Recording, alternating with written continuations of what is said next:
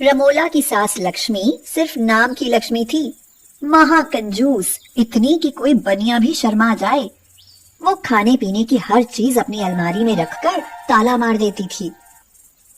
फिर जरूरत होने पर बहुत थोड़ा थोड़ा अनाज, शक्कर और तेल मसाले निकाल देती थी।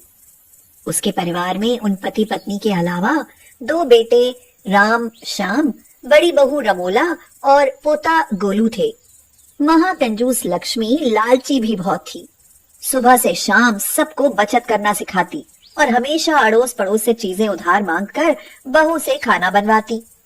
जब एक दिन उनके छोटे बेटे श्याम को देखने लड़की के माता पिता आने वाले थे, तो लक्ष्मी ने बहू से कहा, अरे रमोला बहू, जाकर पड़ोसी से दूध और शक्कर उधार ले आ, अपने श्याम को देखने लड़की वाले आ रही हैं। रमोला सिर झुकाकर बोली, माँ जी, सारे पड़ोसियों ने अब कुछ भी उधार देने से साफ मना कर दिया है। सारे मोहल्ले वाले हमें भिखारी परिवार कहकर मजाक उड़ाते हैं, क्योंकि उनका कहना है आप उधारी चीजें मांगने तो भेज देती हैं, मगर चुकाती कभी नहीं। बहू की बात सुनकर लक्ष्मी कुछ सोचकर बोली, अच्छा, तू उन पड़ोसियों को मार गोली। अरे मैं तो सामने वाले मकान में जो नए पड़ोसी शर्मा फैमिली आए हैं ना, उनसे उधार मांगने को कह रही थी। यह सुनकर लक्ष्मी के पति दुखी होकर बोले, अरे ये क्या लक्ष्मी, अब हमारे इतने बुरे दिन आ गए कि मेहमानों के लिए हमें चाय बिस्किट भी पड़ोसियों से मांगनी पड़ेगी। अरे भगवान की दया से मेरी पेंशन आती है, दोनों बेटे भी अच्छा खासा कमाते हैं, फिर ये सब क्यों? अजी चुप करिए जरा, ये घर गृहस्थी की बातें आप नहीं समझेंगे। महंगाई कितनी बढ़ गई है, मैं इतने बड़े घर का खर्च कैसे चलाती हूँ ये मुझे ही पता है। आप तो बस अपना चश्मा संभालिए, जब देखो चश्मा लगाए लगाए सो जाते हैं। कभी गलती से हाथ लगकर चश्मा गिरकर टूटा ना, तो पता चलेगी चश्मे की कीमत। हाँ। फिर बहू से बोली, अच्छा बहू, तू जा जल्दी से मांग ला दूध शक्कर, तब तक मैं किचन में बचे खुचे नरम पड़ गए बिस्किट देखती हूँ। अगर नहीं मिले तो फिर सोचेंगे कि कहाँ से मांग कर लाने हैं। लड़की वाले आए, रिश्ता तय हो गया और लड़की वाले ठंडी चाय, टूटे नरम बिस्कुट देख बिना कुछ खाए पिए ही चलने लगे। तो लक्ष्मी बोली, भाई साहब, आप लोग तय वक्त से थोड़ा देर से आए, इसलिए तब तक चाय बिस्कुट खुले पड़े रहने के कारण ठंडे और नरम पड़ गए हैं। कोई बात नहीं, अब तो आना जाना लगा ही रहेगा ना, अगली बार जरूर चाय पीकर जाइएगा। वो लोग चले गए। फिर लक्ष्मी अपनी बहू से बोली, देख बहू, इसे कहते हैं समझदारी। हम कितने गरीब हैं, फिर भी देखो मैं कितनी होशियारी से गृहस्थी चला रही हूँ, वरना तुम्हारे हाथ होता तो कब का घर बिकवा कर रास्ते पर ले आई होती। अब ये चाय बिस्कुट हमारे शाम के नाश्ते में काम आएंगे, समझी बहू? सीखो सीखो कुछ मुझसे। बहू बेहद शर्मिंदा हुई। कुछ दिनों बाद छोटे बेटे की शादी हुई और नई बहू सुरेखा ससुराल आ गई। सास ने बहू के जेवर, नए कपड़े भी खुद की अलमारी में रख लिए। दोनों बहुओं को सिर्फ 2 जोड़ी कपड़े ही दिए थे, एक धोना एक पहनना चीथड़े होने तक। सुबह जब नई दुल्हन उठकर नहाने ब्रश करने बाथरूम में गई, तो वहां न टूथपेस्ट और न ही नहाने का साबुन था। सुरेखा ने आवाज देकर पेस्ट साबुन मांगा तो सास ने पेस्ट की जगह नमक और साबुन की जगह चिकना पत्थर उसकी हथेली पर रख दिया और कहा, हम सब तो ऐसे ही ब्रश करते और नहाते हैं। सुरेखा मन महसूस कर रह गई। बालों में लगाने को तेल शैम्पू तक नहीं था और कंघी भी टूटी फूटी दी। ऊपर से लक्ष्मी बहुओं से कहती, 4 दिन में एक बार नहाओ और कपड़े धो, ताकि सर्फ और पानी व्यर्थ खर्च न हो जाए। रमोला ने आकर कहा, माँ जी, मुन्ना बहुत रो रहा है, घर में सिर्फ पाव से दूध बचा है, दूध बिस्किट लाने के लिए पैसे दीजिए। तो सास भड़क गई, क्यों री, बच्चे के नाम से दूध बिस्किट लाकर खुद खा जाती है और रोज यहाँ नौटंकी करती है। रुक जरा। और पाव से दूध में 2 लीटर पानी डाल दिया। अब लक्ष्मी बोली, देख, अब दूध 2.25 लीटर हो गया, अब बच्चे को पिलाओ, चाय बनाओ, तब भी कल के लिए बच जाएगा। और यह ले, थोड़ा सा आटा भी ले जा, इसे बिस्किट की जगह दूध में घोलकर मुन्ना को पिला दे, ताकत आएगी।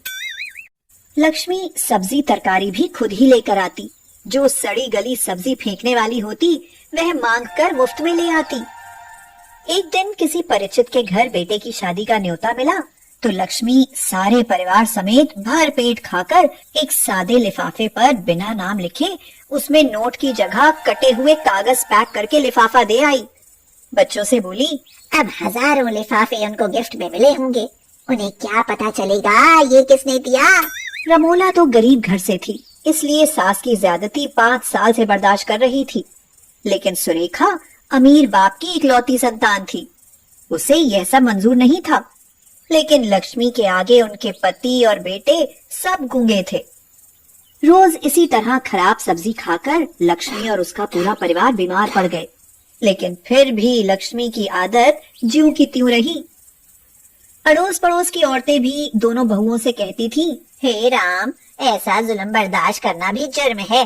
तुमको आवाज उठानी होगी, वरना कोई ना कोई बीमार पड़कर जान से भी जा सकता है। अब तो सुरेखा की बर्दाश्त से बाहर हो गया।